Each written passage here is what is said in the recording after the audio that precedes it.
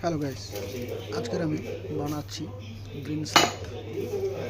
Green salad বানাতে কী কী উপকরণগুলো লাগছে, আচ্ছা আমি বাংলায় বলি। যেমন শসা, ক্যাপসিকাম, লাল আর সবুজ, তার সঙ্গে পেঁয়াজ আর স্যালারি পাতা, আর দিয়ে দিচ্ছি কাঁচা পনির। এর মধ্যে একটা চিজ পাওয়া যায় কিউব কিউব করে, সেটাও দিতে পারো। তো আমার কাছে বর্তমান আমি পনির দিয়ে বানাচ্ছি। যারা ডায়েট করে তাদের জন্য খুবই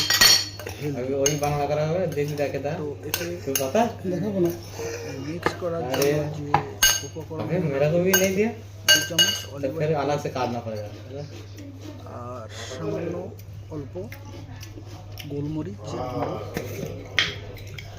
একটা লেবুর রস,